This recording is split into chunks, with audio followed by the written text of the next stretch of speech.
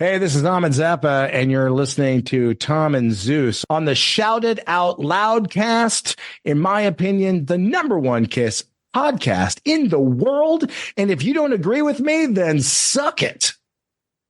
Oh, boy. Here we go. This is Gene Simmons. Put that cookie down. Yes. Stop pressing the button. Stockbroker Simmons. Star? Paul Stanley. Is that what he does? Stop shouting. My name is Frehley. He's not what you would call a handsome man. Oh, no. Here come the kiss times. Is that a positive thing? Okay. All right. I'm going to grab me an ice cold mellow yellow. Why do that to the fan? Stop it. Why? Because fuck them. That's what we're talking about. 617-525-0850. You do? Hey, fucko. Do you like Kiss? Settle down. Yellow. Hey, what's up there, Kiss Army? Tom and Zeus, another episode of Shout It Out Loudcast, episode 346, 50th anniversary of Alive! Exclamation point.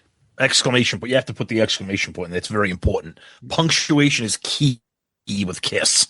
Yes. Okay. Yeah, we're a little bit we're after the fact of the anniversary because of our incredible Ace episode we did last week. So we're here to talk Alive. Exactly. And if anything deserves a 50th anniversary, it's Alive. Yep. So we are going to get to that. But last week, we had a lot of fun seeing Ace and talking about it. And we actually tried to come up with a poll all over the place. But go ahead, buddy.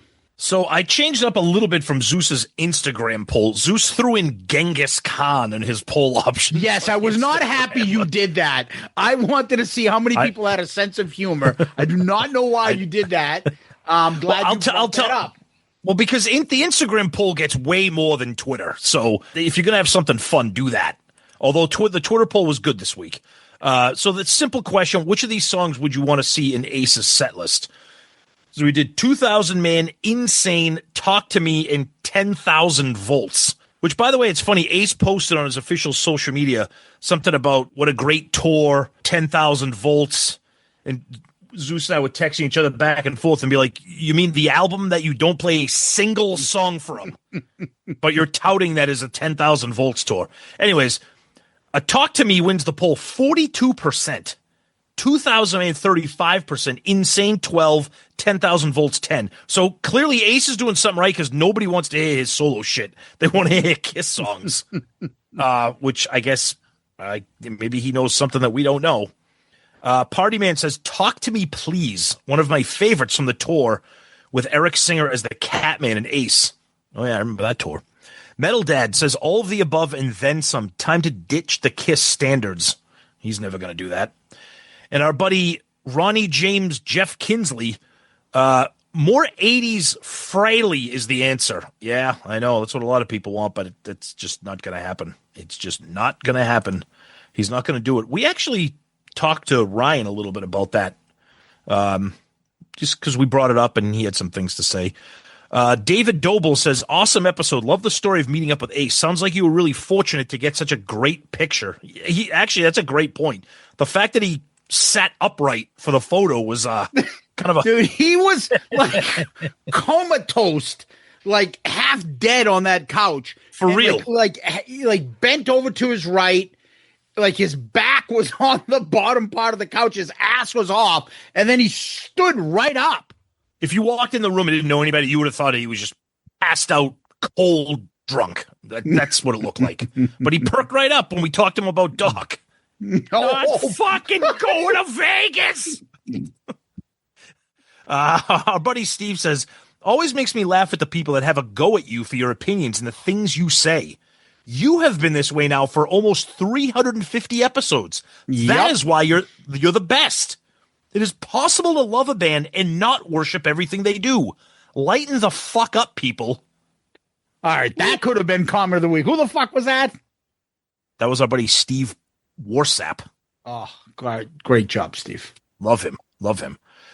Twisted Kister, what a night. You guys are living it up. I know it's not what you want to hear, But as soon as Rock City Music Company was mentioned, I had to switch over and listen to it again. Great album, great episode. This current Ace lineup may be the best, definitely the best I've seen. Dude, I'm not going to deny that at all. It's a great album. Those guys fucking kick ass. Our buddy Thanis, the Greek Thunder from Down Under, we'll be seeing him in Vegas. Great pick with Ryan. Yeah, that was a lot of fun getting that with him. MD, great episode. To say that I was surprised to see the photo of you guys with Ace before I listened would be an understatement. And that's what we got on the world of Twitter this week, Zeus.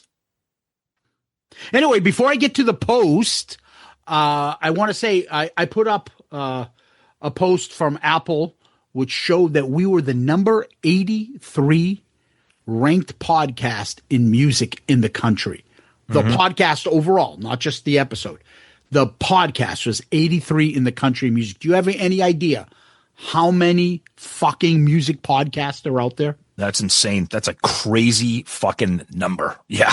We were higher than the Metallica podcast on our network, which is the official Metallica podcast that works with the band. This is insane. We just did an episode of just seeing Ace. Yep. And we had to thank you guys. I mean, it's probably the highest we've ever been. Again, we appreciate this stuff, and it means a lot to us. And the fact that I think that we add a sense of humor, authenticity, I think that makes an absolute difference. We don't take ourselves too seriously over here. We know that we're just a couple of fucking fans of the band and have fun, and our chemistry works. So thank you guys out there. Much appreciated. It's a big, it's humbling. And I'm just, we had to share and say thank you, because this is a group effort. Loudcasters is a group effort, and you guys rock. The people that support us rock, because it's funny, because I always think a lot of the podcasts out there share the same listeners. We don't. They may listen to us in addition, but we have some people that just don't listen to other shows. And you can tell from what we just got as a ranking.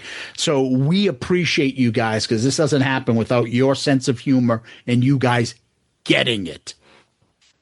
Yeah, thank you so much. It's incredible. Like, we're proud of it, but we're also proud of it for you guys too, because as Zeus said, you are the reason we are where we are. Just the continued loyalty, the interaction, the friendships, the community. That's truly what this is, and that's truly what we wanted. And to see that the show continued to grow and climb and just dominate, for lack of a better word. And it's funny, because I was talking to Hall of Famer Nige Savage recently through DM, and he was talking to me, and yes, he's going to be helping us with our book coming up. Because he's the best. That's right. He was saying, like, I wish I could come to the KISS event in Vegas. I just DM'd him. Honestly, I don't even give a fuck about the KISS event. None of us do. I said, like, I'm just so excited about the people that I know I'm going to be hanging out with. Yes. And that's not a lie. It's the fucking truth. No, that is legitimately the truth. Yeah. They're hanging out with the crew that we have got going. Oh, my God. And I'm sure there's more of you. You got to let us know, so that you can come with us to anything that you want to do.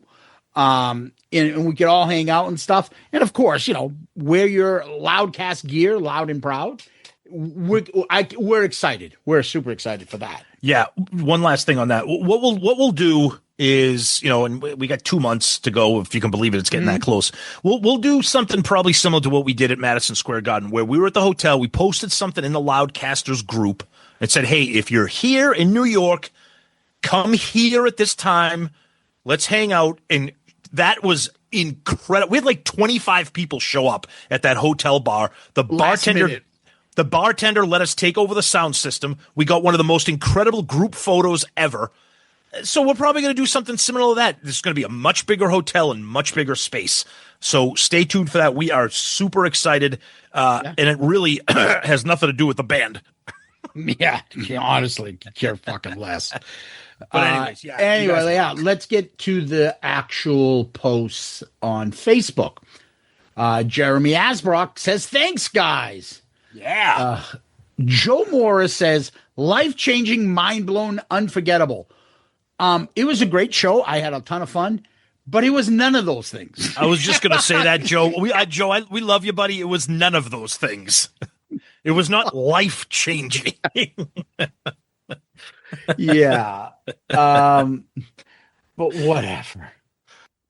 Down Boys, I think it's John Clifford's band. Yep. That was a great show. Awesome to see you guys again. Can't wait to listen on our way to tonight's gig. That's a nice way to plug your show and your band there, John. But that's all right. You're a good guy. We don't mind doing it. Smart move. Yeah. It depends on what kind of a mood you catch us in, because there are a lot of people that try to do that and get that SIOL rub. And then are like, yeah, I'm not doing that.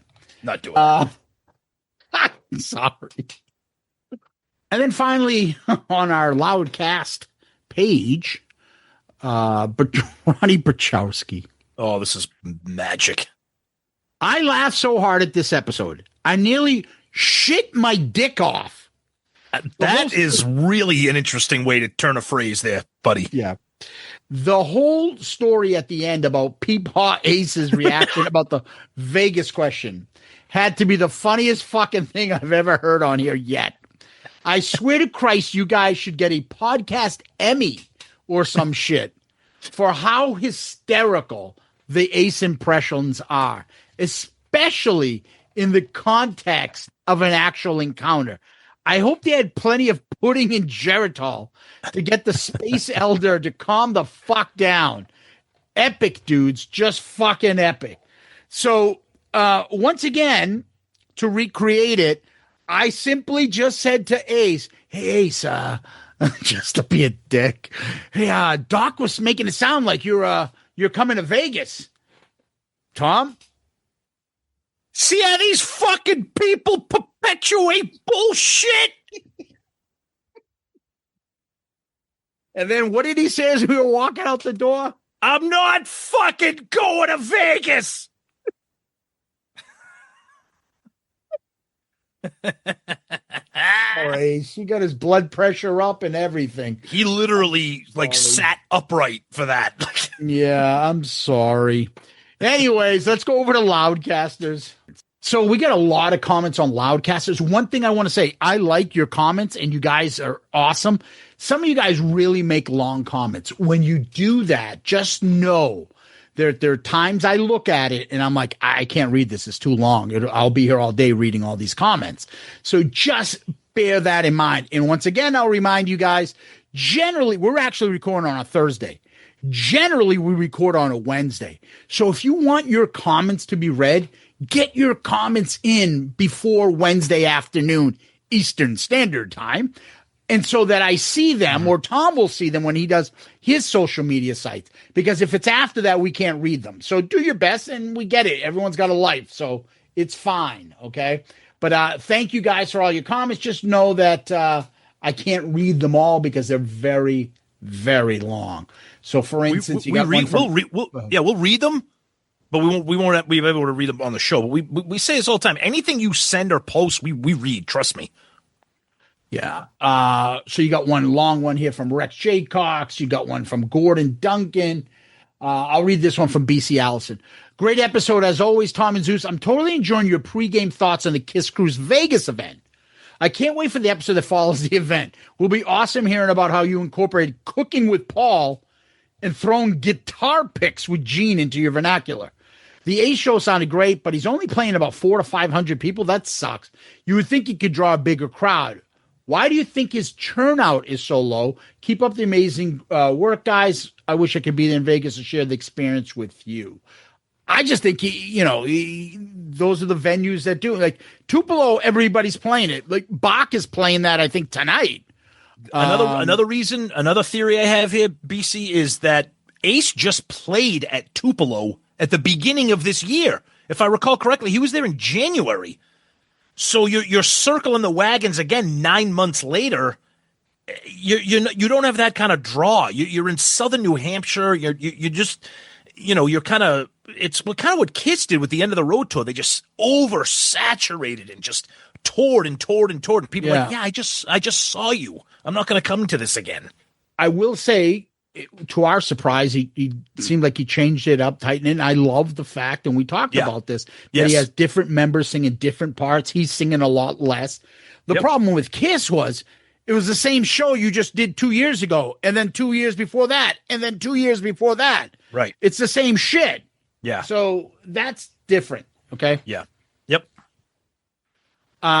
Glenn Bart says, your review contradicts most of what is seen elsewhere on social media.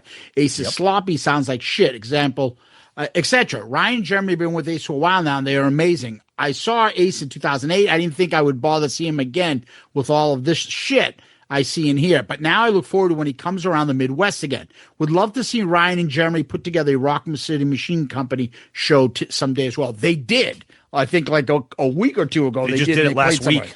Yeah. It was like a one-off. One thing I want to say is I can't guarantee you're going to see the show we saw. We said it. Like, I think this is hit and miss what you see with Ace. Right? The only thing I feel confident about guaranteeing is that you are going to get your doors blown off by Jeremy, Ryan, and Scotty. Ace is hit or miss, like Zeus said, but you won't be disappointed. And trust me, we know that people are surprised that we're saying this, but we call it the way we see it. We've seen Ace before. His band saved the day, and the small indoor venue added it, especially for me, I think. Yeah, and I think the shortened set list, shorter performance, get right to the good songs, playing a great version of them, having different people rock them. I thought it was fantastic. Ace was limited to how bad he could fuck something up. Right. So when you do that, I guess, it's very difficult at that point to come away disappointed. If your expectations are intact, then I think you'll be fine. Yes. It was not as bad as the shit we've seen online or the time we saw him. When he was good times, bad times. We talked about that with Ryan, and he just fucking burst out laughing. Yeah, it was a fucking tough show. Yeah. And I don't blame you about Rock City Machine Co. Those guys, fuck that. I'm listening to this album since that concert that day. Yeah, I'm so still good. putting it in my rotation the past couple of weeks. So it's fantastic. Charles, don't call me Mark Eaton. Love the Ace event recap. At least Ace didn't give the same spill that we got in Bristol, Tennessee, when seeing him there a few months back. They were in a wreck on the way up to the gig, and that he had hurt his arm and may not be able to play too well. The car trouble may have caused him some trauma since he forgot to play Rock Soldiers. But otherwise, we got the same set you guys did. He sounded good that night. And once backstage, Ace really gave you the brown carpet treatment. That is until you pissed him off with the mention of Vegas. I'm actually looking more forward to your accounts in Vegas weekend events than the actual events themselves. Kiss through TNZ lens is the only way we, the fans, get the truth about the band now. No footy PJs here. Only an occasional PJ Farley, A+. Oh, that's fucking awesome. Love that. Yes. Thanks, buddy. Yeah, Charles, you're the man. Thank you so much. The great Frank Anzalone, who will be in Vegas with us.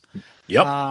Awesome episode. Never gets old with you two. My son and I saw Ace about a year ago in Orlando, and as horrific as his performance was. Horrific. It was one of the most entertaining evenings we've had in a long time. It was still Ace, and it was funny as shit. Plus, his band is fucking phenomenal. I swear, I go to see him just now to see Ryan, Jeremy, and Scotty. Perfect attitude to have, Frank. Do that. Yep. Yes. He goes on. As for the live box sets, we know that it's coming. We all know it's going to be incredible. But can these guys stop being evasive? There's a word we use in my business, transparency. Yes, at some point, they do owe it to us to be transparent. I have almost 50 years dedicated to these guys, and a lot of money sink into them, Vegas included. So just give us the fucking release date and be done with it. Look what Pink Floyd, Zeppelin, Rush, and even Van Halen do. You know well in advance and are able to plan for their ridiculously priced releases. Kiss or Pop House, or whoever never cease to amaze me with their piss-poor communication. Stay tuned, because we're going to tell you something about that we found out. Yes. It's very interesting, and it's legit. All right. Daniel Holler, Houston. Awesome, guys. After both the Gamecocks and Steelers got blown out this weekend, I needed this. Ace letting you know he won't be going to Vegas in person Made my weekend. Good to see as professional band is giving people their money's worth. Yeah, that's just it. That's right. Well, I don't know if it's his money's worth. We got in for free, so I don't know if that's the case. Who the fuck let these guys in? Hey, slip me a 20. I gotta get myself something to eat over at that Applebee's place. That triple dip is fantastic. By the way, that was me that farted near the bar. But that was like at 4 o'clock. It's still lingering. Ooh, I put that thing up on a coat rack. It just sat there. oh, it's a dirty stench. Ooh. Anyway, You know how it is with those mozzarella sticks and that marinara. Ooh, too much cheese. I have problems eating dairy products.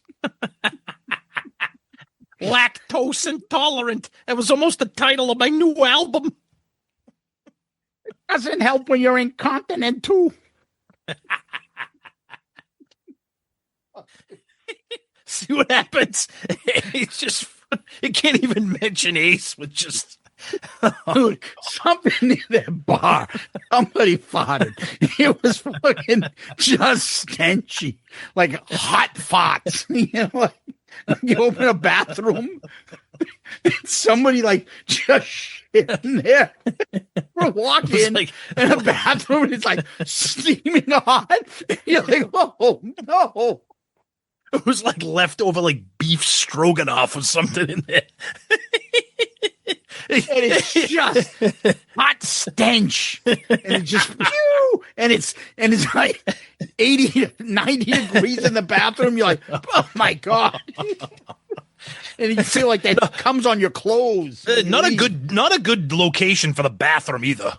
Oh, just Gross. fucking disgusting. Anyways, Tom Selleck. That's always the gamble. You never know which ace you're going to get. I'm batting 500. Thank you, Tom. That's exactly what we're saying. We've seen shitty shows by him, and we've seen great shows. And it's great because when we talked to Ryan about that stuff, he said it. Hey, if that's what he puts up there and you guys think that, say it. He had no problem. Like, if we were saying that. Again, as Tom said, that's why he listens. Yep. Joey Romanek. I, like all the rest of the Loudcasters, are super happy for you guys that you got to meet Ace. I know that when we were kids, meeting any member of KISS seemed like an impossible fantasy. And you guys have made it happen by being the best KISS podcast on the planet. As I was listening to the episode, I had a few thoughts. What do the girls that want to take an Ace Frehley rocket ride look like these days? Oh. Some of them were pretty hot in there, and some, may have been at one point, but not then. Please don't answer. I don't really want to know. And why didn't Zeus hit the room with a real quick, discreet blast of fart spray before he signed his book? Imagine the sound bites we could have gotten at that. I had it with me. I wasn't going to spray the room. I didn't want to do that. Joey, this location was so small. They would have had to have called the Derry Fire Department. You would have had to evacuate the place for real. Seriously, if I had sprayed that room and then Ace after the concert went and sat down in that room, honestly, I'd be like, dude, that's a fucking dick move. Yeah. Like, he wouldn't have been able to relax and stuff. What smells like shit in here? The funniest thing would have been if he didn't smell it at all. Man, what's everybody's problem? I deal with this all the time. Somebody left the floater in the bathroom. Oh, man. All right. Let's go over to Blue Sky. Beach Boys are the GOAT. Awesome story, y'all. I don't go to concerts anymore, but if I did, I'd see Ace. Glad it sounded like he figured out how to give a great show. They did. They worked on something because it ain't the same. Matt Murphy. When I heard what the episode is about, I laughed out loud. I assumed the show was going to be as bad as the one I saw in Nashua a couple of years ago. I'm happy to hear that the Spaceman and his band have managed to find a way to put on a good show. He also added, I must also give kudos to a couple of the impressive rants on the show. I really hope that once the live box sets get released, people will remember why they liked the band in the first place. Excellent point. Yep, And exactly. And we'll talk once again about that release date in a little bit. Stay tuned. Let's go over to YouTube. Richard. Is it Rich or I don't? You're right. I can't read these names. Rich Charville, 7162. Yeah, because I don't know where the first name ends and the last name starts, so I don't know how to say it. Yeah. Exactly. Yeah. Hi, guys. The way Ace responded with you guys angrily about not going to Vegas reminded me of the Seinfeld episode when Jerry asked restaurant owner Poppy what he thought about Roe versus Wade. And he answered by going on a loud 10-minute pissed off rant. Please don't stop the Ace impressions. Great episode as always. When my mother was a young woman. Poppy. Oh, Poppy. Poppy? It's a little sloppy. Poppy got a little sloppy. Yeah. I'm laying here in bed waiting for a phone call. Okay. Okay. Thanks, Ace. Kiss FAQ says, oh, shit. The Vegas Ace story was scorching. Ha, ha, ha. Trigger word. Yeah, oh, he was triggered, all right. And as always, the bigger you get some people that are not happy with you, and that's okay. We're used to it. There was a specific guy, I'm not going to give him his due, Tom, that thinks we have a political, deranged syndrome. And that's interesting. So there is somebody that just doesn't understand this is a KISS podcast and wants to get all political and talk more and more about an episode from 4 episodes ago when we did the Kennedy Center honors. And he wants to just keep talking about how we hate, I said that I hate Trump and I do. But that must correlate to what's happened with Charlie Kirk, and we must hate him too and stuff. Yep. Dude, listen, I get it that you cannot function in a society without picking out political sides and making it your whole fucking identity. But this isn't what this show is about. So take your political bullshit and go listen to fucking talk radio or go on websites about politics. That's not what we're doing here. And the fact that I deleted your comment, because this isn't going to become a page where we talk politics. And Tom, I think he thinks that makes us cowards. Oh, yeah, we're cowards. We're cowards because not everything we do and say is through the lens of politics and through the lens of extreme over-the-top opinions on politics because it doesn't rule our world. We're cowards. Well, you know what? We're not, but feel free to do what you want and continue to listen to us and continue to, talk politics. And we'll continue to delete your comments because that's not what the show is about, like Zeus said. But thanks for listening. You're part of the reason we're number 83 in music and number 1 in KISS podcasts. Exactly. Dude, just find something else to put your attitude with. Guess what? Tom's on one side of the persuasion. I'm on another. He doesn't like my side. I don't like his side. But guess what? We like each other. Can you believe it? It's okay. Okay. I don't judge him. He doesn't think I hate Charlie Kirk because I'm a Democrat. And I don't think he hates fucking when somebody else happens on the other side either. No. It's okay. You can function in society and your shit doesn't need to be put up there. So that's why you got deleted. So keep on your little keyboard and keep fucking fighting the culture wars and political stuff. Have at it, dumbass. Back in the book segment. In the back of the book segment, we're going to have Bob Beckel and Mort Kondracki on. Dick Morris would like to chime in with a couple things to say. John Whiteman. Put another fucking picture. What do you have? Kermit the Frog with his pants down. Watching Bob Beckel talk. Oh, well, because he was mocking this new trend that's happened. I feel like people are listening to us and doing it on purpose. It's like, hi, I just wanted to introduce myself and show a picture that I took. What the fuck? What are we in the first grade? Hi. You don't have to introduce yourself and share a picture that you took. I want to make some friends. Honestly. Wrong group. Yeah, we have this conversation all the time. I don't fucking like any one of these days. No, I don't. And I can tell you except right our now, loudcasters. How's that? Wink, wink. I can tell you right now, if you continue to do that, you are going to be made fun of like you are right now. So. Yeah, it's just, that's not something adults do. Yeah. Hi, I just wanted to introduce myself. I don't want to make any friends. Do you want to make more friends in your life? I'm trying to get rid of friends in my life. Trying to cut people out. Trying to cut people out. Honestly, there are, and I say this with all due respect and being serious, there are podcasts out there that like to be like a friend group. Hey, I just made a new friend. Well, they do it to make friends. Yeah, because they didn't have any growing up, so this is their thing to have. Like, I want to make new friends. Have at it if you want to tell everybody, hey, I'm Bill, and I'm from Salt Lake City, and I enjoy listening to Animalized in my Cutlass Supreme. like hey, good job. Animalized is a great album. What year did you buy the cassette? Meanwhile, we're going to be like, you fucking dope. That album sucks. Like, it's not us. It's not. Again, Tom knows this about me, and I can say the same about him. I can't fake it. I can't be around this shit. I can't be around like, hey, how's it going? Yeah, you going to Tuesday's potluck? No. Here's a fun fact. Thank God I've said this before. The line of work that I'm in, I'm exactly like this at work, and thank God my boss has known me for like 25 years, so he tolerates it because he's not that much different. But I'm the same way.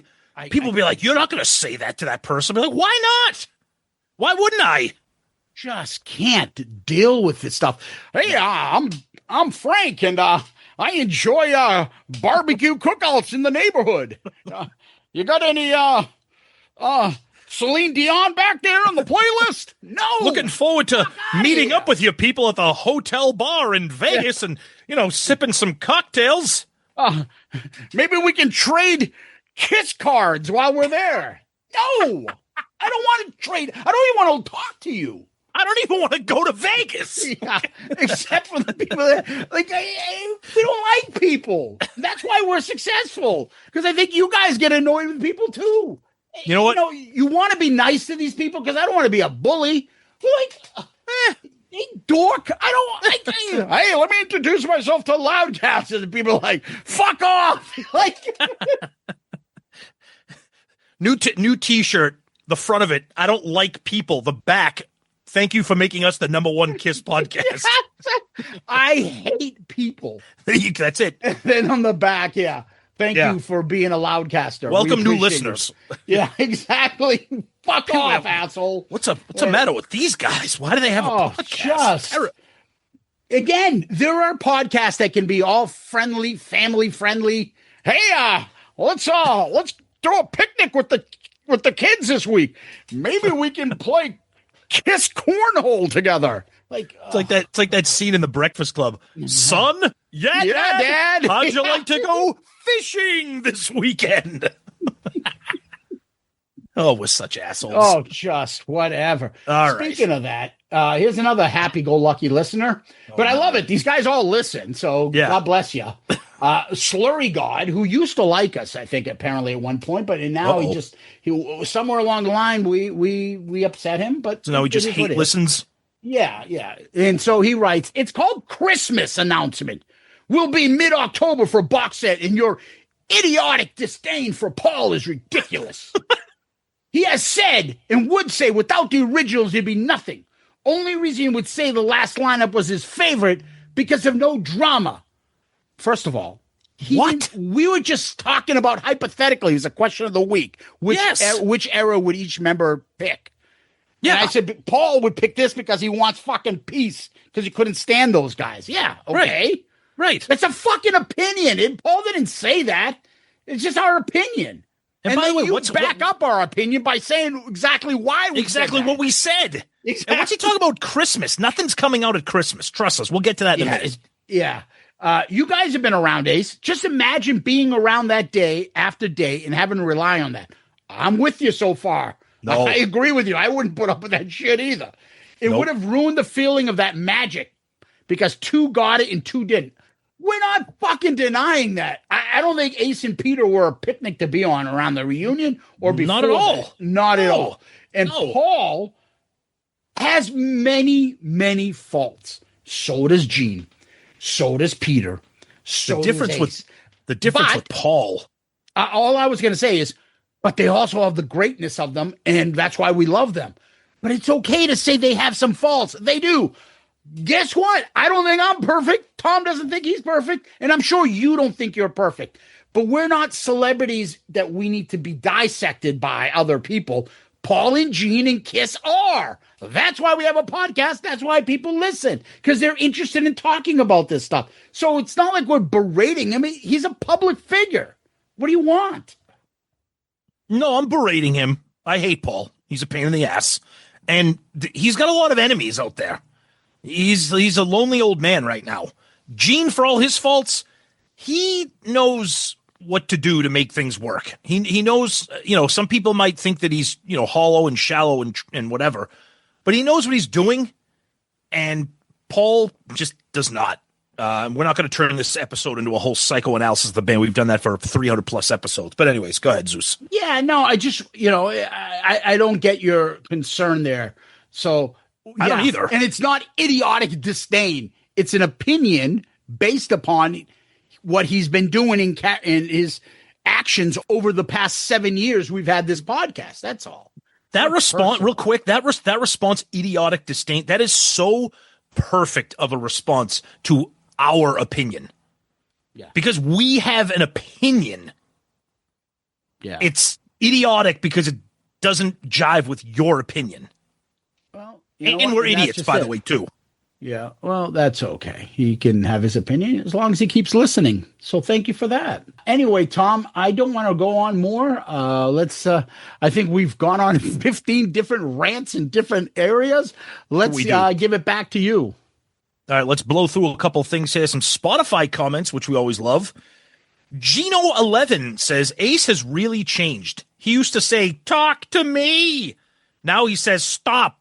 Don't talk anymore. Yes. Next, we have Les Croutons, which is our buddy Lee Bruton. Oh. Outstanding episode as always. The night sounded awesome. For all the hard work and effort you guys put in week after week, year after year to entertain the Kiss Army, nobody deserves an experience like this more than you two. Thank you for your continued podcast for years. It's been, what's the topic for today? Saturday. Look forward to it. Take care, Lee. Yeah, Lee, thank you, man, so much. You've been with us since day one, I believe, and we always appreciate your support and your feedback, so thank you, my friend. B. Peeves, great listening to something positive. Fantastic to hear that Ace has good people around him who care. Appreciate him while we can. Rock on, brothers. Well, thank you, B. Peeves. And we got one here from Alexander Peterson. Great episode as always. Glad that you guys enjoyed the gig. I've only seen Ace once, back in 2008, here in Sweden. I was supposed to see him on a bill with Wasp and the Struts in 2022, but Ace had to cancel because he couldn't leave the U.S. You'll never guess which one of your favorite Swedish hard rock bands replaced him on the bill. Spoiler alert, it was Heat. Ouch. Let's move on over to Instagram. Abusement. Ace is lucky to have the band he's got. Those guys are truly unbelievable as musicians and people. Spot on. And the man himself, Ryan Spencer Cook. Awesome. Thanks, Tom and Zeus. Happy to see you guys, and thanks for the glowing review. And again, as before, Jeremy Asbrock also chimes in and says, thanks, guys. So you got to love hearing from those. You got to love getting feedback from those guys. Let's read a quick few emails here. NASCAR Chuck 73. Hey guys, love the latest episode about the Ace show. Ryan Spencer Cook is awesome. I went to a Cinderella show many years ago, and his old band Hair the Dog opened. They ended the set with an amazing version of Shout It Out Loud. After the show, I talked to Ryan about Kiss. Never got to see Cinderella. Hope you guys do the debut album of Hair of the Dog in your ARC. Love you guys. And that's our buddy Chuck Hoskins. Well, good to hear that. I don't know if we're going to do that on ARC, but anything with Ryan is always great. So appreciate that. And we'll finish up our emails with our good friend Tony Smith. Loved hearing about your experience at the Ace show. Reminds me of the show he did in my hometown of Roanoke, Virginia, just as 10,000 Volts was released. He wasn't firing on all cylinders that night, but I was up front with one of my heroes 50 feet away from me, and that's what it was all about for me. The band, of course, is as awesome as you say. As far as it being billed as Ace singing the hits of Kiss, Ace said himself in an interview that part is not up to him. If he had his way, he would do more of his own material. The promoters hire him on the condition that the Kiss hits are the majority of the show because they think that's the selling point, so he's limited on his own songs he can do. Tony, thank you for that email. We actually had a private conversation with Ryan about that, kind of talked about that a little bit. And I think that's why his shows now are billed as playing the hits of Kiss, because the promoters know that no one really wants to hear Constantly Cute on an Ace tour. But anyway, Zeus, let's throw it back to you to wrap up feedback this week. Sure. I'm going to read a comment. It's different. It wasn't on the actual episode post, but it was on our post about making it all the way up to number 83 in the country. And this is from the great Charlie Reisner. I hope I'm saying, Charlie, your last name right, is Reisner. That's what I thought it sounds like. But he writes, the other Kiss podcasts seem to be bothered by this. They keep sarcastically mentioning now that they're the number one Kiss podcast. They don't like it that you have the numbers to prove it. Fuck them. Wow. From your lips to God's ears, Charlie. Yeah, we didn't say that. Charlie said that. And Charlie, because you said that, you, my friend, are comment of the week. Good answer. Good answer. I like the way you think. We're going to be watching you. It's funny because Whiteman, who's just fucking been on fire this year, jumps in and writes, it's not a good look. Maybe if they came up with interesting content, they wouldn't need to pretend to be relevant. Look, we don't want to take it too far and just mock people for that. This is hitting back. That's all we're doing, is hitting back a little. Yep. Exactly. We're not looking for anything. We don't want to punch down. But the bottom line is, people like Charlie are the reason why we're number one, because they know we don't put up bullshit and we're fucking authentic, and we appreciate it, guys. And it's okay to have problems with certain things about Kiss. It's okay. That's right. So, Tom, let's move on to something else we're okay with. Patreon. Yes. Our Patreon family rocks. We will be releasing our Patreon ARC pick done by you, the Patreon, this month still. Before the month is over, it's coming out. And Patreon is where you can contribute to the show, help us out, become a family member. And they have 4 different tiers. Each tier comes with different parting gifts, whether that means access to more polls, content. We also do the merch that we give away. The higher the tier, the more merch, video chats, our message boards, so much more that I'm probably forgetting, but take a look at it. You go to website shoutitoutloudcast.com. Go to him. And you pick out one of the tiers that fits your needs. Again, you can start as low as $3. Join the family. It helps out the show tremendously. And it's the reason why we moved up and became number 83 in the country this month. So thank you to Patreon. Please subscribe if you're out there and help the show continue to grow. If you're thinking about it, join. See what all the fun is all about. And thank you, Patreon, once again. You guys rock. Thank you so much for everything you do. As Zeus said, we got our Patreon ARC pick coming up. So please, we talk about it all the time. We're so eternally grateful for everything that you guys do. Please check us out. Learn more about what it means to be a Patreon and what you get by becoming part of the family. Click on the link on our website, shoutitoutloudcast.com. Download the app and search for us. Oh, one other last thing I added about Patreon is Patreon, we got a lot of them, will be contributors and helpers to our new Kiss book that will be coming out soon. And that's because they were members of Patreon. So thank you for that. Tom, let's go over to Kiss World. What's going on? So this week, nothing really going on other than if you're a Kiss fan, like obviously you are if you're listening to us. So September's a huge month for anniversaries.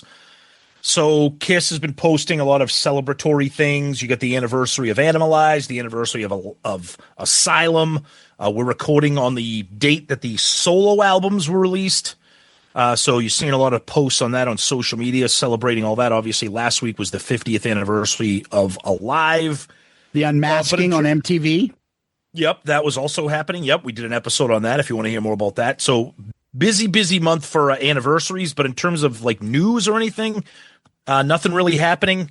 Nothing added right now to Kiss in Vegas event. We haven't heard anything about that. But we did want to finish up news with something very interesting that I think you're all going to be interested to hear from us, and we can lock it in from a source that we got, Zeus. I have a 9-inch dick. That's it. See you guys next week. That was it. That's No. I've got confirmation. Yep. About the box sets. I've got announcement dates and I've got release dates. This is legit. The source is legit. There's nothing off. It may be subject to change, but confirmation. Dress to Kill will be out. Confirmation Alive will be out. I have the announced dates and release dates, and I can't say it online because I'm not going to ruin my source, but they're confirmed. And you're looking for now, roughly, October, November for each. I don't have a price, but I can only imagine what these are going to cost. And as Tom said earlier, save your fucking money. Yeah. Save your money because they're coming out before Christmas. The good thing about the box sets, if anything, is that they don't sell out. These are not made like those picture discs. I mean, you could still buy the Destroyer box set now. What we don't know is if they're going to be released on CD and vinyl format. We knew that the vinyl formats of Creatures of the Night and Destroyer came out way after and astronomically priced. We don't know if that's going to happen upon release or if it's just going to be the CD set and then vinyl in the future. But bank on October, November. And the turnaround date that we have is pretty quick. Order it here. You're going to have it not that far. Yeah, announcement and then a week later released. Pretty much. Yep. So these are get your fucking money together. And so to me, I think this is fucking bullshit because you set up to do this Kiss event. Then you have these releases that are coming out now. They're not spread out. Clueless. There's no bad reason. Enough. No offense. There's no reason to do a 50th anniversary box set of Dress to Kill and then Alive. That's fucking stupid, in my opinion. 100%. You could have. Now I love it. You could, but it makes no sense to me because you could have combined the two. Because Alive is the Dress to Kill tour, so you could have just made like one killer box set if you wanted to. And no offense, I personally love Dress to Kill. It's on my Mount Rushmore of Kiss albums. Now maybe. Next year, we'll get a 50th anniversary of Rock and Roll Over, and maybe in 2 years, we'll get a 50th anniversary. We didn't get a 50th anniversary of the debut album. We didn't get a 50th anniversary. We didn't get a 50th anniversary of Heart of Hell.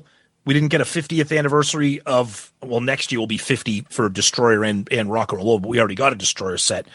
So maybe they're just waiting for 50, but if that's the case, how do you not do one for the debut album with a shit ton of demos, etc.? Again, But to Zeus's point, you're going to have a box set in October, a box set in November, the Vegas event in November. It's terrible planning. It's just, I'm glad they're coming out, because we love to bitch, but I don't know, man. I don't know. They couldn't have done it 30 days earlier. They didn't know that to announce that it's coming out. Like they did it now. Like they haven't even done it. What am I talking about? They haven't even done the announcements yet. Nope. And Dress to Kill is coming out first. Right. So what are we fucking doing? Why couldn't you do the pre-order for the Alive box set on the Alive anniversary date if it's coming out that soon? It makes no sense. I don't know. Who the fuck is in charge over there? Because it's pathetic. Seriously. All the influencers, they're the ones pulling the strings. Fuck. It's just, no, they're not. Because even they would probably be like, what the fuck? Yep. Like, so either they have no influence or they're not like they don't give a fuck. Oh, sure. Rubber stamping. What band releases 2 box sets a month apart? I can tell you right now, no band does that because I'm a box set nerd. I have all the Zeppelin ones, the Metallica ones, the Rush ones. I can tell you they were not released within a month of each other. This band is a clusterfuck. Totally. Just a clusterfuck. Yep. Seriously. Anyway, Tom, let's take a quick little break. Stop. Don't talk anymore.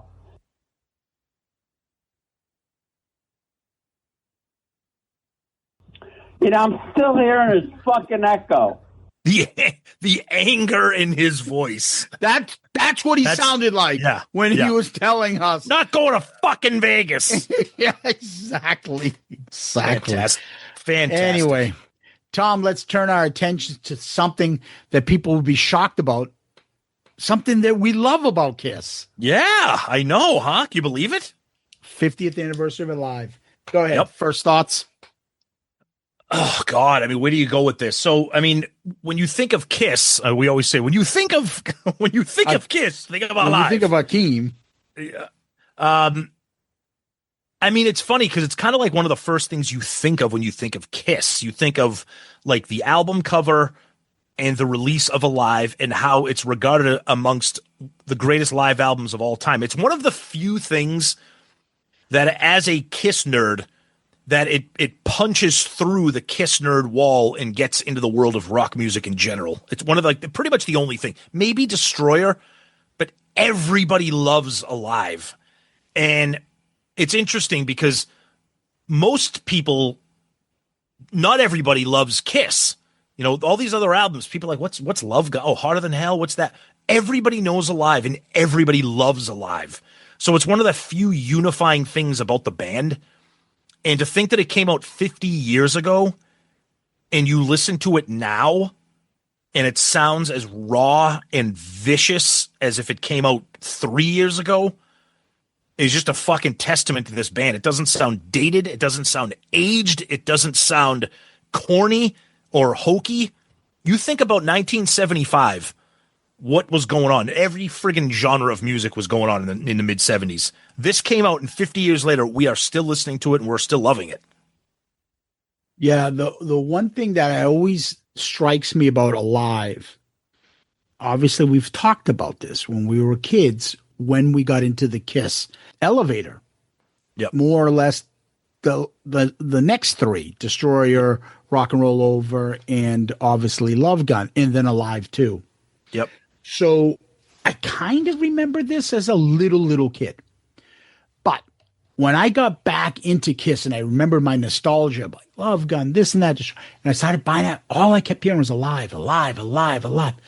I buy Alive and I look at this and I'm like, I don't know any of these fucking songs. Yep. These songs are not the, like when people hear Alive, they're probably looking at this like, where's Shout It Out Loud? Where I don't see Love Gun on this. Where's Detroit Rock City or God of Thunder or Beth? Oh, what the fuck are all these songs, right? Yep. Other than Rock and Roll All Night. Yeah, it's true. So for me, I started at Kiss at Love Gun, and at that time in my life, all I did was move forward. It was Love Gun, it was Alive 2, it was Double Platinum, the solo albums, Dynasty, etc., etc. The only connection I had to these songs was the ones that were on Double Platinum. Yes. So for me, my formative nostalgia is 78, 77, that whole thing right there. So I sadly have no connection really to Alive or the three first albums that came out, which it doesn't change my love of the albums because I love Dress to Kill more than Destroyer and Rock and Roll Over, which came out after it. But it's a different kind of connection to the band because I didn't go backwards into their catalog until I was like older because I was so young. It was kind of hard to go backwards because, I mean, a band like Kiss at that time, you could maybe get lucky and find the debut album but Kiss was putting out so much product that record stores were primarily just keeping the current product in stock and you might get some back catalog shit, right? So it wasn't you couldn't just go and buy Harder Than Hell or Dress to Kill. You could always get Alive, but like you said, perfect thing. You said, I don't know these songs. Why do I want to buy this album? I don't know these songs. Yep. But when we finally did get on board with it, it changed everything. Yeah, absolutely. So again, we're just saying where we came in on the elevator. So we know that a lot of people got into Kiss from Alive and then, Destroyer and stuff. So we're not saying that's what generally everybody's feeling that way. That's just saying us. And there are a lot of people that got into the Alive 2, Destroyer to Alive 2 kind of era and Double Platinum. that were probably the same as us looking at this and going, what the fuck is this? And even the outfits and even all this stuff, you're like, that's a little different. Look how much different the picture is. This is a raw picture of a band, a dangerous band. Like, what the fuck is going on in this picture? And it's fascinating because later on you see the actual colorized version of the band. This is still kind of like the black and white silver, kind of like scary, like, ooh, dangerous Kiss. The one thing I always loved, since we're talking about the artwork and how powerful this is, the one thing I always loved about this cover, and it might be a subtle thing or it might just be me, is the lights at the top. Those blue and pinkish purple lights and how striking they are, because everything else is black and silver. Everything is black and silver. You have scary, skinny Gene. You got badass Paul. You got Ace. Everyone's like, why is he holding the guitar like that? Well, that's because the whole thing was staged. And then Peter gets into it too. Smoke, arms raised up, drumsticks in the Kiss sign. I mean, this could arguably be their greatest album cover in their entire discography and arguably one of the greatest covers of any rock band ever. And it pisses me off to this day that the cover of Alive 2 is 4 little tiny photos of the band with the big wording of Kiss Alive 2 on the front. That ruined me. I mean, I still love the gatefold, but this right here is what Alive 2 should have been, because this is just absolutely badass and it captures the band. Like you said, dangerous, dirty, scary, gnarly, not polished, young, and just nasty. Yeah, and it's always interesting that Ace is in the front. Yeah. And Paul looks like a side character. Like, yes. Oh, that's just the rhythm guitarist. Yes. Right? And Paul's playing a guitar that, that Todd Kearns guitar there that basically that, he's not famous for. Right. Right. But it's explosive. You go to this and you open it up and you look at the back, and that's the other part of the iconic image. If you're a fan, is the 2 guys with the Kiss picture. And, we talked about it when we talked about Alive. Different people had different versions of where they were, what concert that was. And, oh, it's just Chicago. They were opening up and, that's a Chicago crowd or whatever. I've heard Sean Delaney in interviews contradict some things or who these kids were and whatever, but it's still iconic photo, bottom line. Yep. And then it also comes with a booklet too, which was kind of unheard of at the time, a photo booklet, which let's be serious. They were a visual band.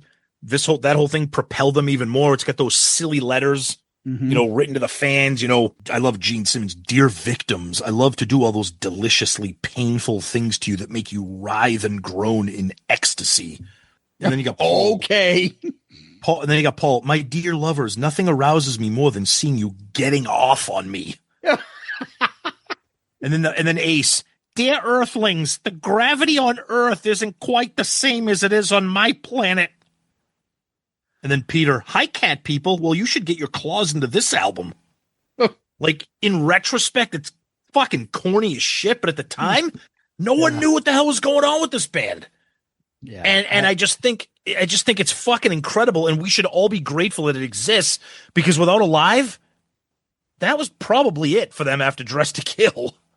Yeah, they struck a chord, and the live show is what saved them.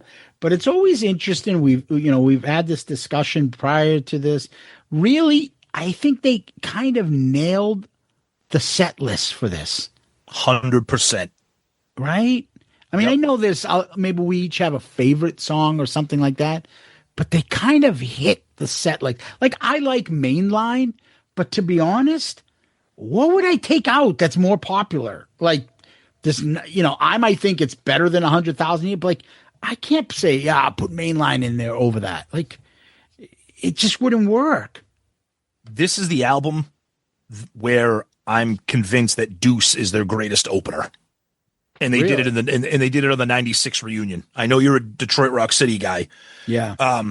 But in terms of the set list, I mean, do I like Got to Choose? Not really, but it sounds fucking incredible here. The version of Hotter Than Hell, the studio version sucks. It's incredible here.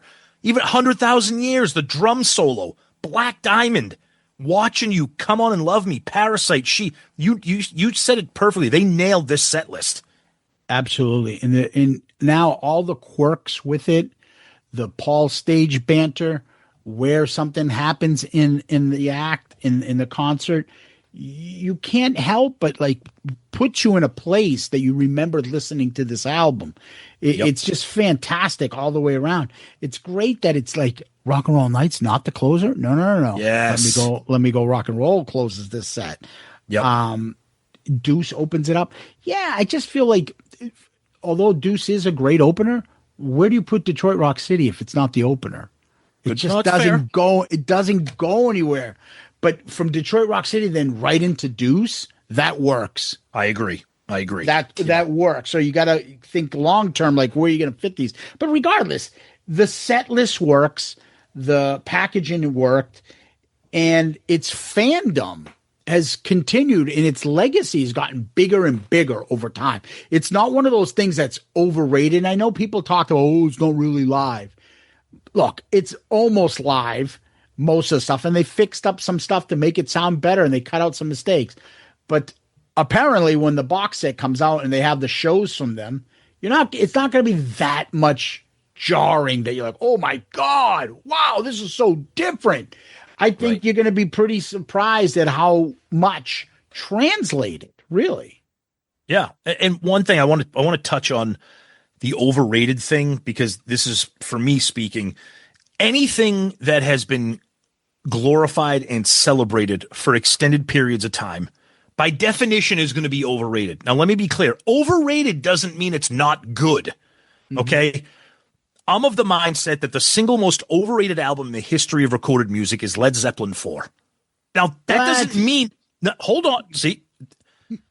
Because people get so caught up in the iconography, I'm sorry, big word, of the album, the certain songs like Stairway to Heaven, and the fact that you have been listening to that album since you were 6 years old, whatever, and it just became part of your bloodstream. It became part of you. So it's the greatest thing ever. I'm not saying I don't like Led Zeppelin 4, but it's slightly overrated. Not that this is a Zeppelin episode. You can go back and listen to our Zeppelin Chronicles episode of that album.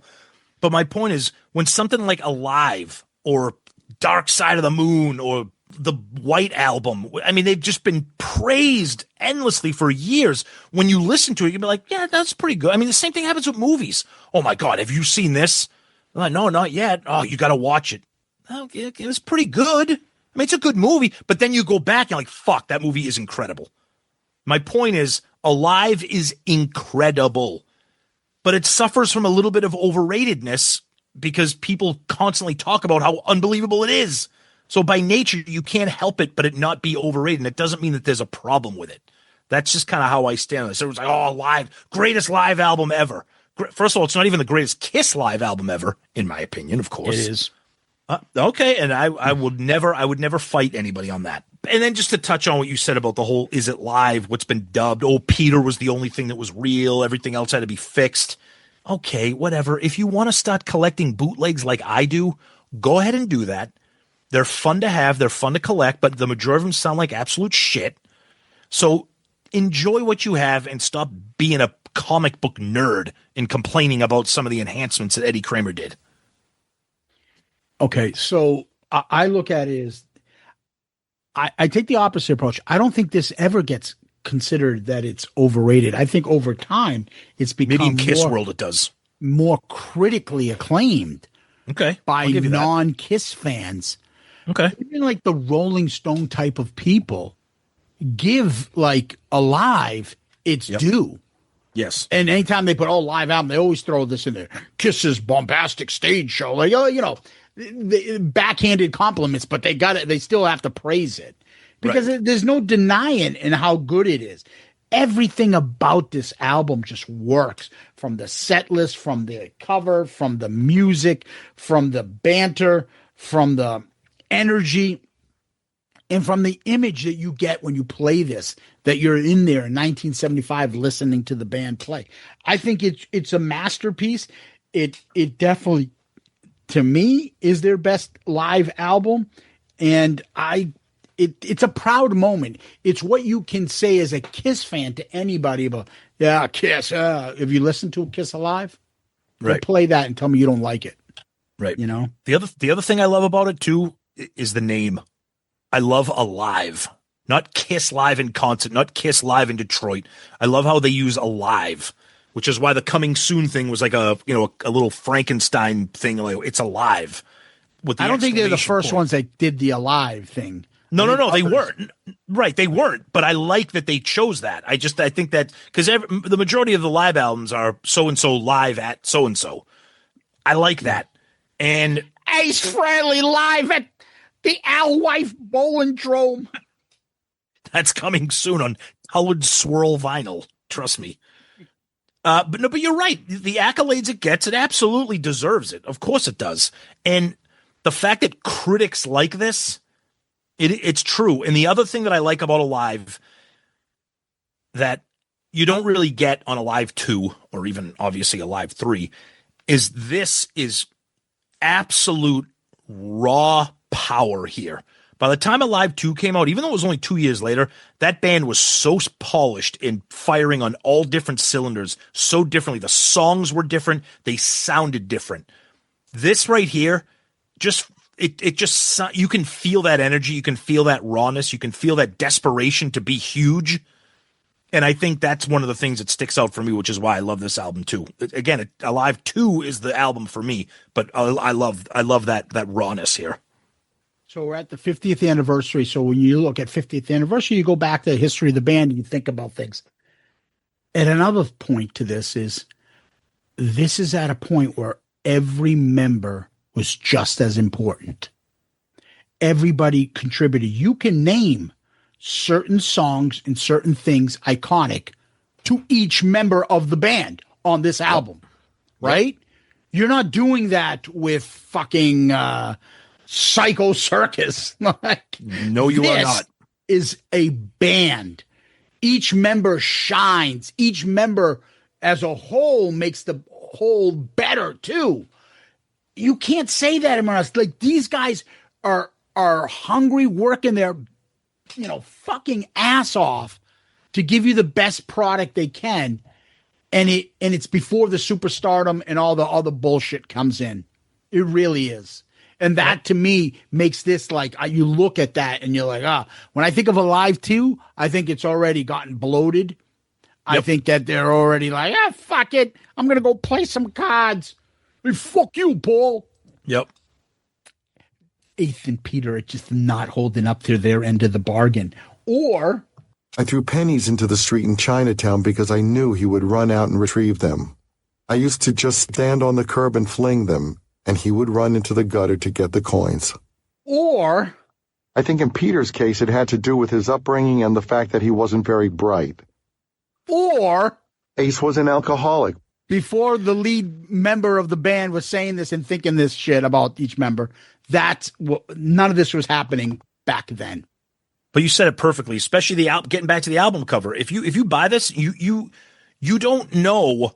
First of all, you don't know that there's multiple lead singers. You don't know who the front man is of the band, right? Nope. When you go back and look at the track listing, even for us, we know who sings the songs. But other than like maybe like Deuce and like She and maybe one or two other, these are not like, oh, that's a Paul song, that's an Ace song, that's a Gene song. These are like Kiss songs, which I think later on you got, well, that's a Gene song, that's a Paul song, that's a Peter song. You're right. I think the unity of the band here is so apparent on all fronts, visually and musically. Oh, just think of the Jam on She. You think of Peters on 100,000 Years. There's just so much. Everybody shines on this. But one other thing I want to bring up that you just mentioned, you don't know who's the star of the band. Paul's on the side. You think he's probably the least interesting guy, honestly, right? Yeah. He's the least interesting guy. Guy with just, you can't even almost see his star. Hairy chest guy on the side playing rhythm guitar. in his fucking 1950s boot shoes, whatever. You can't even tell what he's wearing, really. But it's a long way away from, hey, that Crazy Nights thing, I have to be in the bottom left corner. Fuck you. That's right. Right? Yep. Or, so, hey, we're doing a new greatest hits album. We haven't done one in years. Let's make Paul the big figure on Smashes Thrashes. All right? That shit wasn't discussed or even thought of. Hey, we need to appease Paul. Not at this point. No. When Finn Costello did these photo shoots, you could see the outtakes of all these different ones. Like you said, you don't know who the star. They're a band. They are a band. Peter's obviously the drummer, so he's obviously in the back. But these three guys, they're like, you don't know who's who. You might think Gene's the badass, or you might think Ace, because look at him. He's front, center. Yeah. Different era for these guys. And I think it proved it with this album. And I think Alive is the album that nobody has a fucking problem with. Nope. Right? Because what you have a problem with Alive too, you still get people that are, the songs on side 4, some of them. I say the same thing. Right? That's the one thing that's one of the things that makes Alive 2 not a perfect 10. Yeah, or the fact that, it's not a full live album and things like that. And it's not a real full concert because it takes out the songs that would have been duplicates. But there's nothing about it. You put this in and you'll be fucking entertained. There's no skipping. There's nothing. Because every song you can kind of talk about or think about how it starts and where it goes. And the other great thing that we haven't even discussed, which I'm surprised about, it has like the better versions of most of these songs. 100%. The other thing too, getting back to the set list, they didn't know it at the time, obviously, because they only had 3 albums. This is a greatest hits album. I mean, for Kiss fans, this is a greatest hits album. There's really maybe Got to Choose is like kind of second level, but all these other songs, you ask Kiss fans, these are some of their greatest songs in their discography. Now, and they only had three albums to choose from. But some live albums, depending on when they're released, like, it's pretty good, but I don't know why they added those 4 songs or whatever. So I think you have a live album. Parasite too. Parasite's come on more in the It's come on lately. 20 years. They started getting more into it. Yeah. But I would say, I agree with you. I would say Parasite and Got to Choose are mid-tier type of songs for Kiss because they didn't make other kind of like greatest hits or compilations and things like that. But I love it though, because when you put it on, you're not listening to one of the greatest live albums of all time. You're listening to a greatest hits album. And not all live albums can be said of that. Some of them, yeah. Most live albums that are released to the general public are put together to make it like a compilation of hits, obviously. But I think for this one here, I think that really proves the point. Yeah, I that's a great point. Like, there's nothing. Oh yeah, that's when they went on the Revenge tour.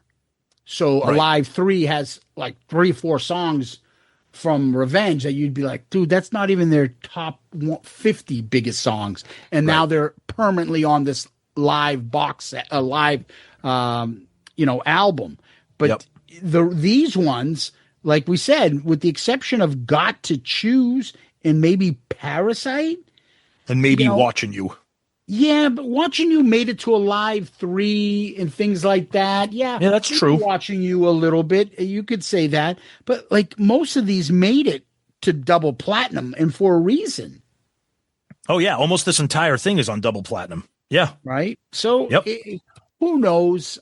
To me, this is extremely enjoyable. I've once I got into it, when I got older, I never stopped loving it. I haven't gotten sick of it. No. I think it deserves the praise it's got. I'm glad a box set is coming out about it. I think it makes sense. And I feel like the fact that there's going to be 2 right after one after another, you take away from the greatness of each of them. You 100%. should have spread this shit fucking out. Now that I'm intrigued. The Dress to Kill box set, I kind of know what's going to be on that because I have some stuff with some like demos and outtakes and like stuff that didn't make the album, so that'll be good. I don't think I've ever seen a live album box. It's the set. concert. It's the concert. It's going to be like it's probably going to be the full concert, some remastered versions of them. Obviously, like accessories, a big book about the history of it, which is great. But in terms of the music, you're probably going to have a live original recording, a live 2025 Eddie Kramer remaster, a live. Here's the full show from Kobo, whatever, which is great. I'm not saying it's not great, but I'm interested to see how they're going to put that together. Yeah, basically the concerts were the one in Detroit, Michigan, Cleveland, Wildwood in Jersey, and Davenport. Yep. Okay, right. May 16th, right. June 21st, June 20th, July 20th, and July 23rd. There's 4 fucking albums right there. Plus the Alive version, plus the Dolby version, which will probably come out, plus a million little fucking inserts and shit. So I get how they're doing it. Yeah. Right? They definitely have great versions of these albums. And Eddie Kramer's touched them up. Yep. So I get what you can make out of a box set from this. Dress to Kill, are you taking Wicked Lester and just skipping that for future stuff you might do for the debut? Like, where are you going? And are you going to put a live album on the Dress to Kill box set? Because if you do, it's from the Alive tour. I just don't get it. So I don't know. Again, I'm not complaining. I love Dress to Kill. I love collecting box sets by my favorite bands. But we said it earlier, the timing of this is so less than ideal. But I'll tell you this much. It's going to give Shout Out Loudcast a shit ton of content. Yeah. But we don't need fucking things like that to give us content. So no, we don't. But we love picking apart and analyzing shit, especially box sets. Definitely. So I'm sure there'll be more to talk about, but we want to give praise and due to this great album after 50 years. Kudos to this. The band at its fucking, not its highest peak commercially, but maybe its best version of the band right here on Alive. Could be. Yep. Happy 50th. Yep. Tom, let's go over to this. Hey, what is this? 20 fucking questions? All right, here we go. Question of the week. We always love these. This comes from our good buddy Tom Selig. Here's a good one here, Zeus. Oh. In the distant future, do you think that Kiss will be remembered as their comic book characters Demon, Starchild, Spaceman, and Catman, or as a rock and roll band of Gene, Paul, Peter, and Ace, etc.? Interesting question. It is. It's an excellent question. Let me call Rachel. So we got to find out, Rachel, what she thinks of the question. But yeah, they're definitely going away from them because they want to keep this eternal. If you're going to keep it eternal, it's the Catman, Spaceman, Demon, and Starchild, of course.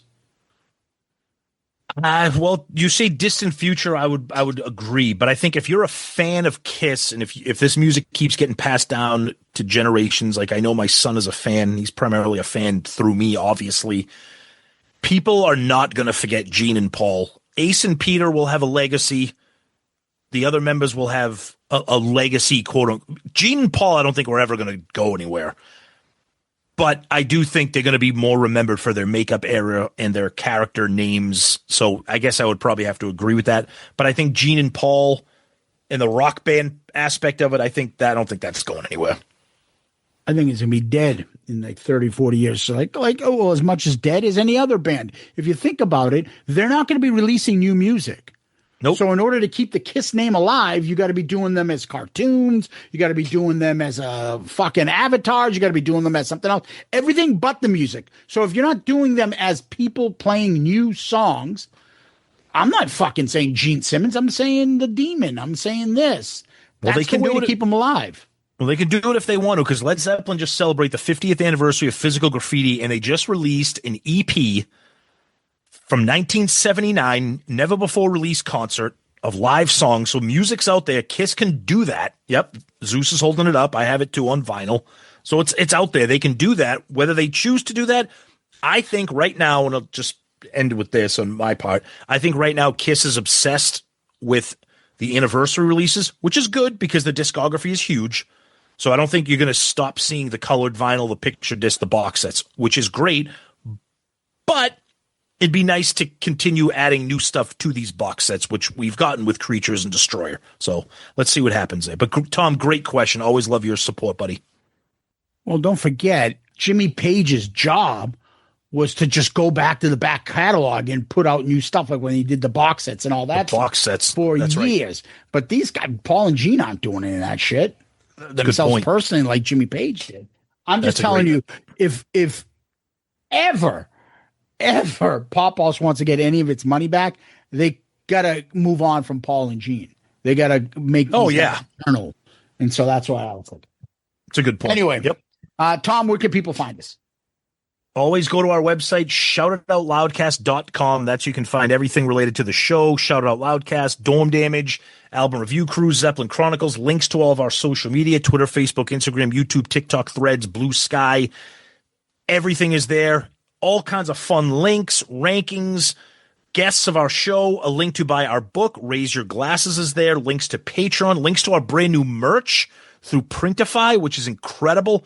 Awesome stuff there. Please check that out. Tons of really cool items. I can't believe I'm saying this, but the holidays are going to be here before you know it. And who doesn't want a Shout It Out Loudcast snow globe and Christmas ornament for their house? I know everybody does. So or a shower curtain. Shower curtain, shower cap. Who knows? Maybe, who knows? You it's there if you want it.